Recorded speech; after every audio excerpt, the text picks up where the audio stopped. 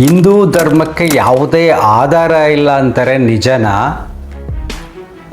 ನಮ್ಮದನ್ನು ಮೊದಲು ಧರ್ಮ ಅಂದ್ರೇನು ಅಂತ ಅರ್ಥ ಮಾಡ್ಕೊಳ್ಳೋಣ. ಬ್ಯೂಟಿಫುಲ್ಲಾಗೆ ಪ್ರತ್ಯಕ್ಷ ಆಗ್ಬಿಡ್ಲಿಲ್ಲ.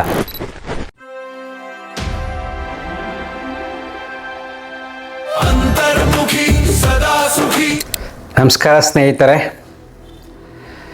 ನಮ್ಮ ಹ್ಯಾಪಿ ಲೈಫ್ ಯೂಟ್ಯೂಬ್ ಚಾನಲ್ ಒಬ್ಬರು ಪ್ರಶ್ನೆ ಕೇಳಿದರೆ, ಹಿಂದೂ ಧರ್ಮಕ್ಕೆ ಯಾವುದೇ ಆಧಾರ ಇಲ್ಲ ಅಂತಾರೆ ನಿಜನಾ? ನಮ್ಮದನ್ನು ಸನಾತನ ಧರ್ಮ ಅಂತ ಕರೀತಾರೆ ಅಂತ. ಮೊದಲು ಧರ್ಮ ಅಂದ್ರೇನು ಅಂತ ಅರ್ಥ ಮಾಡ್ಕೊಳ್ಳೋಣ. ಧರ್ಮ ಅನ್ನತಕ್ಕಂಥದ್ದು ನೂರಾರು ದೇವರುಗಳನ್ನು ಒಳಗೂಡಿ ಈ ರೀತಿ ಮಾಡಿದ್ರೆ ಅದು ಧರ್ಮ ಅನ್ನೋದಲ್ಲ. ಧರ್ಮ ಅನ್ನೋದು ತುಂಬ ಸರಳ ಸ್ವಭಾವ ಅಂತ. ಕಬ್ಬಿನ ಸ್ವಭಾವ ಸಿಹಿ, ಬೇವಿನ ಸ್ವಭಾವ ಕಹಿ. ಆ ಸಿಹಿಯ ಸ್ವಭಾವ, ಸಿಹಿಯ ಗುಣ ಇರೋದ್ರಿಂದ ಅದು ಕಬ್ಬು ಅಂತ ನಾವು ಕರೆಯೋದು. ಹಾಗೆ ಮಾನವ ಧರ್ಮ ಅಂದ್ರೇನು?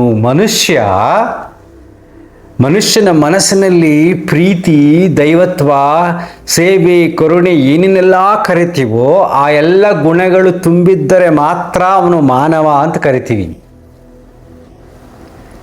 15,000 ವರ್ಷಗಳ ಹಿಂದೆ ಮನುಷ್ಯನ ಎವಲ್ಯೂಷನ್ ಭೂಮಿ ಮೇಲೆ ಆದಾಗ ಅವನು ಪ್ರಾಣಿಯಿಂದನೇ ಮನುಷ್ಯ ಆದದ್ದು.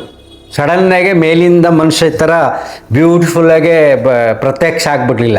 ಶ್ರೀಕೃಷ್ಣನ ರೀತಿ, ಶ್ರೀರಾಮನ ರೀತಿ, ಲಕ್ಷ್ಮಿಯ ರೀತಿ, ದೇವಿಯ ರೀತಿ ಯಾರು ಸುಂದರವಾಗಿ ಭೂಮಿ ಮೇಲೆ ಸಡನ್ನಾಗಿ ಹುಟ್ಟಲಿಲ್ಲ.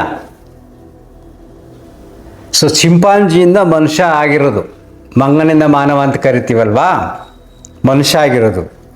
ಮನುಷ್ಯನ ಬೆಳವಣಿಗೆಯ ಹಂತದಲ್ಲಿ ಅವನಲ್ಲಿ ಪ್ರಾಣಿಯ ಗುಣಗಳು ಜಾಸ್ತಿ ಇದ್ದಾಗ, ಮನಸ್ಸು ವಿಕಾಸ ಆಗ್ತಾ ಹೋಗ್ತಾ ಇದ್ದಾಗ ಅದೊಂದು ಚಾನಲೈಸ್ ಮಾಡಬೇಕು. ಸಂಘಜೀವಿಯಾಗಿ ಅವನು ಬದುಕಕ್ಕೆ ಪ್ರಾರಂಭ ಮಾಡಿದಾಗ ಅವನು ಖುಷಿಯಾಗಿ ನಗ್ನಗ್ತಾ ಇರಬೇಕು ಅನ್ನತಕ್ಕಂಥದ್ದು ಕೆಲವರ ಸಡನ್ನ ಬುದ್ಧಿ ಜಾಸ್ತಿ ಬರುತ್ತೆ, ಕೆಲವರ ಬುದ್ಧಿ ತುಂಬ ಕಡಿಮೆ ಇರುತ್ತೆ. ಈಗಲೂ ಅಷ್ಟೇ ಅಲ್ವಾ? ಕೆಲವು ಸೈಂಟಿಸ್ಟ್ಗಳು ನೋಡಿ ಎಷ್ಟೊಂದು ಬುದ್ಧಿ ಇರುತ್ತೆ. ಎಲ್ಲರೂ ಸೈಂಟಿಸ್ಟ್ ಆಗೋಕ್ಕಾಗತ್ತಾ? ಡಾಕ್ಟ್ರುಗಳು ಎಂಥ ಎಕ್ಸ್ಪರ್ಟ್ಸ್ ಇರ್ತಾರೆ, ನಾವೆಲ್ಲ ಅದೇ ಥರ ಡಾಕ್ಟ್ರ್ ಆಗೋಕ್ಕಾಗತ್ತಾ? ಹಾಗೆ ಒಬ್ಬೊಬ್ಬ ಬುದ್ಧಿವಂತರಿರ್ತಾರೆ, ಸ್ವಾಮೀಜಿಗಳಲ್ಲಿ ಒಬ್ಬೊಬ್ಬ ಬುದ್ಧಿವಂತರು ಇರ್ತಾರೆ. ಆಗಲೂ ಕೂಡ ಆ ಥರ ಮಧ್ಯೆ ಬುದ್ಧಿಜೀವಿಗಳು ಬರ್ತಾ ಇದ್ರು, ಬುದ್ಧಿವಂತರು. ಸೊ ಅವ್ರೇನು ಮಾಡ್ತಾರೆ, ಮನುಷ್ಯ ಚೆನ್ನಾಗಿ ಬದುಕಬೇಕಲ್ಲ, ಪ್ರಾಣಿ ಥರ ಕಚ್ಚಾಡ್ತಾನೆ, ಕೋಪ ಇದೆ, ಸಣ್ಣ ಗುಂಪು ಕಟ್ಕೊಂಡು ಅಲ್ಲೆಲ್ಲೇ ಹೊಡೆದಾಡ್ತಾನೆ, ಸಾಯಿಸ್ತಾನೆ, ಇದೆಲ್ಲ ಮಾಡ್ತಾನೆ, ಎವಲ್ಯೂಷನ್ ನಡೀತಾ. ಅದನ್ನೆಲ್ಲ ಸ್ವಲ್ಪ ಕಂಟ್ರೋಲ್ ಮಾಡೋಕ್ಕೆ ಬುದ್ಧಿ ಬೆಳವಣಿಗೆ ಆದಂತೆಲ್ಲ ಆವಾಗ ಭಾಷೆ ಬಂತು. ಭಾಷೆ, ಸೌಂಡು, ಶಬ್ದಗಳಿಂದ ಭಾಷೆ ಉತ್ಪತ್ತಿ ಆದದ್ದು. ಮೊದಲು ಕಮ್ಯುನಿಕೇಟ್ ಮಾಡೋದು ಸೌಂಡಿಂದ. ಸೊ ಭಾಷೆ ಎಲ್ಲಿತ್ತು ಅವಾಗ? ಈಗ ನಮ್ಮ ಕನ್ನಡ ಭಾಷೆಗೆ ಕೇವಲ 2,000 ವರ್ಷಗಳ ಇತಿಹಾಸ ಇದೆ ಅಲ್ವಾ? 2,000 ವರ್ಷಗಳಲ್ಲಿ ಈಗ ರೀಸೆಂಟಾಗಿ ಕೂಡ ನಾವು ಹಳೆಗನ್ನಡ ನಮ್ಗೆ ಓದಕ್ಕೆ ಬರೋದೇ ಇಲ್ಲ. ಹಳೆಗನ್ನಡ, ನಡುಗನ್ನಡ, ಮಧ್ಯಗನ್ನಡ, ಹೊಸಗನ್ನಡ ಏನೇನೇನೆಲ್ಲ ವ್ಯತ್ಯಾಸಗಳಾಗಿದೆಯೋ ಹಳೆಗನ್ನಡ ಓದಕ್ಕೆ ಬರೋದೇ ಇಲ್ಲ ನಮಗೆ. ಹಾಗೆ ಹೆಂಗಿತ್ತು ಮತ್ತೆ ಕನ್ನಡ? ಈಗ ಕೇವಲ 2,000 ವರ್ಷಗಳಲ್ಲಿ. ಇನ್ನು 15,000 ವರ್ಷಗಳ ಹಿಂದೆ ಹೇಗಿತ್ತು ಭಾಷೆ? ಸೊ ಆ ಭಾಷೆ ಯಾವುದು? ಮೊದಲು ಪ್ರಾರಂಭವಾದದ್ದು ಸಂಸ್ಕೃತ. ಒಂದು ಭಾಷೆ, ಅದು ಫಾರ್ಮೇಷನ್ ಆಗಿ ತುಂಬ ವರ್ಷಗಳು ತಗೊಂಡಿರೋದು ಸುಲಭ ಅಲ್ಲ. ಆ ಸಂಸ್ಕೃತ ಶ್ಲೋಕ, ನಾವೇನು ಕನ್ನಡದಲ್ಲಿ ಒಂದು ವಾಕ್ಯ ಬರಿತೀವೋ, ಸಂಸ್ಕೃತವನ್ನು ವಾಕ್ಯ ಏನು ಬರುತ್ತೋ ಅಷ್ಟೇ, ಅದು ಶ್ಲೋಕ ಅಲ್ಲ, ಅದೇನು ದೈವತ್ವವಾದ ವಾಣಿ ಅಲ್ಲ. ಆ ಎಲ್ಲ ಶ್ಲೋಕಗಳಲ್ಲಿ ಒಂದು ಭಾವಾರ್ಥ ಇದೆ, ಒಂದು ಅರ್ಥ ಇದೆ. ಬದುಕನ್ನು ಸೊಗಸಾಗಿ ಕಟ್ಟಿಕೊಳ್ಳಲು ಮನುಷ್ಯನಿಗೆ ಒಂದು ವಿಚಾರವನ್ನು ತಿಳಿಸ್ಬೇಕು ನಾವು. ವೇದಗಳಲ್ಲಿ ಹೇಗಿದೆ? ಹಿಂದಿನ ಕಾಲದಲ್ಲಿ ವೇದಗಳು ಬಂದಾಗ ವೇದಗಳಲ್ಲಿ ವ್ಯಕ್ತಿ ಪೂಜೆ ಇಲ್ಲವೇ ಇಲ್ಲ. ವೇದಗಳಲ್ಲಿ ಎಷ್ಟು ಸೊಗಸಾಗಿದೆ ಅಂದರೆ ಕೆಲವಾರು ಪುಸ್ತಕಗಳನ್ನು ಓದಿದಾಗ ನಿಮಗೆ ಅರ್ಥ ಆಗುತ್ತೆ. ಸಾಮಾನ್ಯ ಬದುಕಿನಲ್ಲಿ ಎಷ್ಟು ಸೊಗಸಾಗಿ ಬದುಕಬೇಕು, ಪ್ರೀತಿ ವಾತ್ಸಲ್ಯದಿಂದ ನಿನ್ನ ಧರ್ಮ ಏನಿರಬೇಕು, ಸಂಸಾರಸ್ಥ ಹೇಗಿರಬೇಕು, ಸಮಾಜದಲ್ಲಿ ಹೇಗಿರಬೇಕು, ನೀನು ದೇವರನ್ನು ಹೇಗೆ ಪೂಜೆ ಮಾಡಬೇಕು, ದೇವರಂದ್ರೆ ಏನು, ಪ್ರಕೃತಿನೇ ದೇವರು, ಇದ್ರ ಬಗ್ಗೆ ಎಲ್ಲ ಕಲ್ಪನೆಗಳನ್ನು ಈ ವಾಕ್ಯದ ರೀತಿ ನಾವು ಕನ್ನಡದಲ್ಲಿ ನಾನು ಮಾತಾಡ್ತೀನಪ್ಪ. ಹಾಗೆ ಸಂಸ್ಕೃತ ಬಂದದ್ದು. ಅದೇ ದೈವವಾಣಿ ಅಂತಲ್ಲ, ದೈವವಾಣಿ ಅಂದರೆ ಒಳ್ಳೆ ವಿಚಾರ. ಸಿಂಪಲ್. ಮೂರ್ತಿ ಪೂಜೆಗಳು, ವ್ಯಕ್ತಿ ಪೂಜೆಗಳು ಯಾವುದೂ ಇರಲಿಲ್ಲ. ಹಂತವಾಗಿ ಬಂದಾಗ ಏನಾಯಿತು, ಬೆಳೀತಾ ಬಂತು. ಮನುಷ್ಯ ಜಾಸ್ತಿ ಭೂಮಿ ಮೇಲೆ ಜಾಸ್ತಿ ಆದಾಗೆಲ್ಲ, ಎವಲ್ಯೂಷನ್ ಜಾಸ್ತಿ ಆದಾಗೆಲ್ಲ ಏನು ಮಾಡಿದ್ರು, ಅವನ ಮನಸ್ಸನ್ನು ಕಂಟ್ರೋಲ್ ಮಾಡೋಕ್ಕೆ ಆಯಾ ಏರಿಯಾಕ್ಕೆ ತಕ್ಕಂತೆ ಒಂದೊಂದು ಕಥೆಗಳು ಹುಟ್ಕೊಂತು.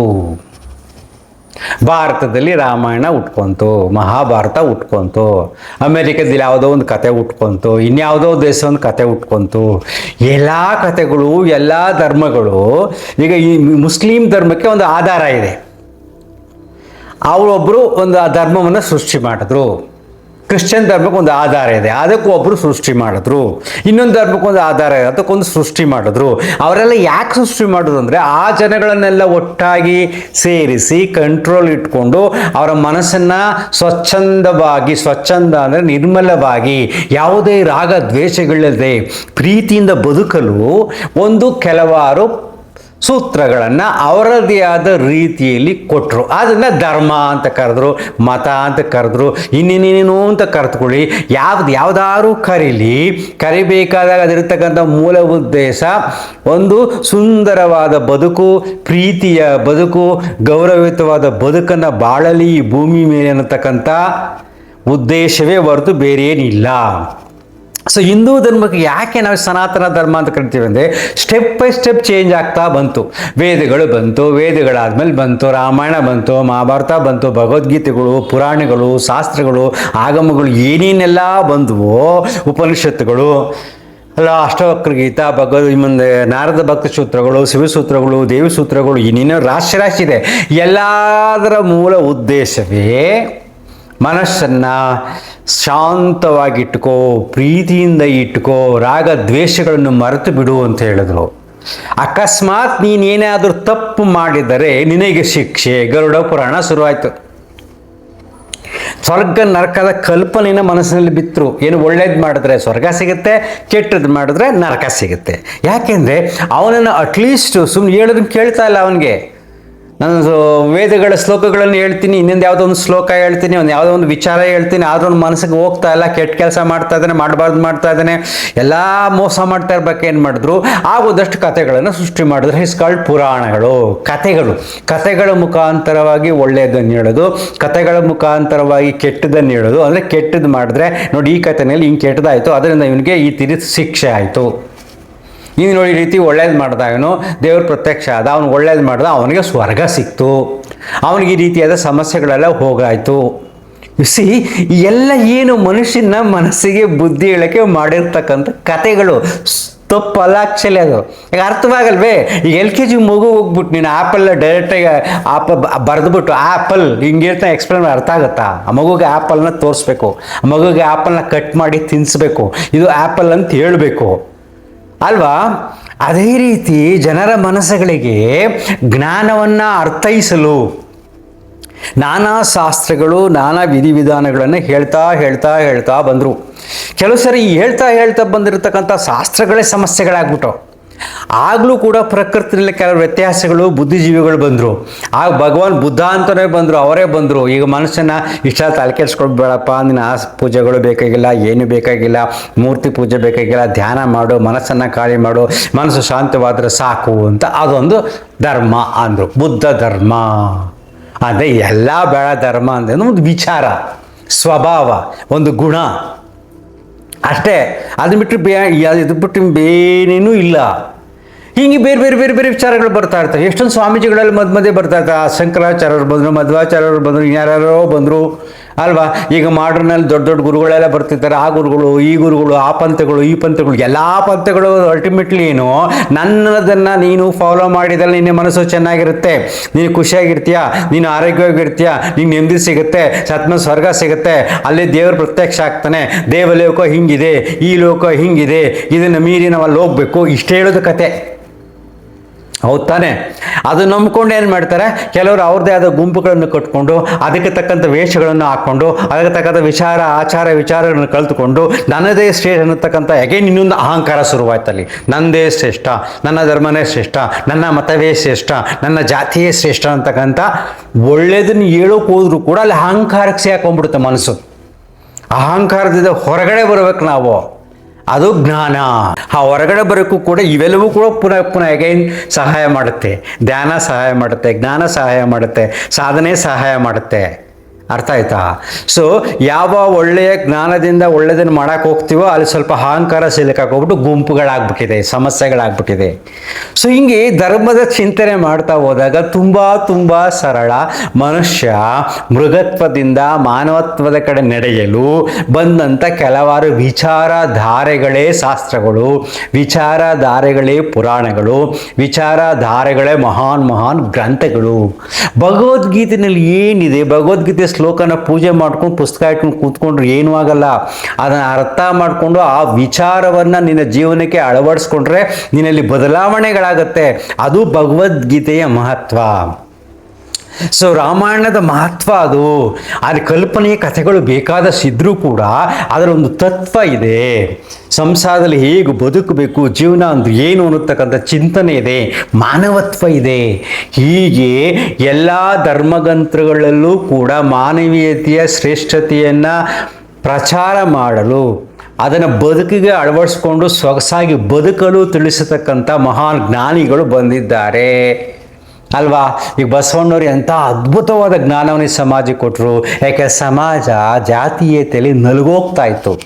ಖಂಡಾಚಾರದಲ್ಲಿ, ಮೂಢನಂಬಿಕೆಯಲ್ಲಿ, ಮೂರ್ತಿ ಪೂಜೆಯಲ್ಲಿ ತಲ್ಲೀನರಾಗಿ ನಿಜವಾದ ಅರ್ಥವನ್ನು ಕಳೆದುಕೊಂಡು ಮೂಢರಾಗಿದ್ದರು. ಅದನ್ನು ಹೋಗ್ಲಾಡ್ಸೋಕ್ಕೆ 400 ವರ್ಷಗಳಿಂದಲೇ ಬಸವಣ್ಣವ್ರು ಎಷ್ಟೊಂದು ಕಷ್ಟಪಟ್ಟರು ನೋಡಿ. ಈಗಲೂ ಕೂಡ ತುಂಬ ಜನ ಹೋರಾಟ ಮಾಡ್ತಾ ಇದ್ದಾರೆ, ಅದು ಹೊರಗಡೆ ಬರ್ತಾ ಇಲ್ಲ. ಅರ್ಥ ಆಗ್ತಿದೆಯಾ? ಇಲ್ಲಿ ಒಂದು ಸರಳವಾದ ಚಿಂತನೆಯನ್ನು ನೀವು ಮಾಡಿದಾಗ, ಅನಲೈಸ್ ಮಾಡಿದಾಗ ಸೃಷ್ಟಿಯಲ್ಲಿ ಬದಲಾವಣೆಗಳಾಗ್ತಾನೇ ಇರುತ್ತೆ. ಸೊ ಈ ಬದಲಾವಣೆಯ ಜಗತ್ತಿನಲ್ಲಿ ವಿಚಾರಗಳು ಮನಸ್ಸಿಗೆ ನೆಮ್ಮದಿಯನ್ನು ಕೊಟ್ಟು ಮನಸ್ಸನ್ನು ಖಾಲಿ ಮಾಡಿ ಶಾಂತತೆಯನ್ನು ನೀಡುವುದೇ ನಿಜವಾದ ಧರ್ಮ. ಅದಕ್ಕೆ ನಮ್ಮ ಹಿಂದೂ ಧರ್ಮಕ್ಕೆ ಯಾವುದೇ ಆಧಾರ ಇಲ್ಲ. It's a way of life. Step by step ಬರ್ತಾನೇ ಇದೆ. ಮುಂದಕ್ಕೂ ಬೇಕಾಷ್ಟು ಜ್ಞಾನ ಬರುತ್ತೆ. ಅದಕ್ಕೆ ಇದು ಹಿಂದೂ ಧರ್ಮವನ್ನು ಸನಾತನ ಧರ್ಮ ಅಂತ ಕರೆಯೋದು.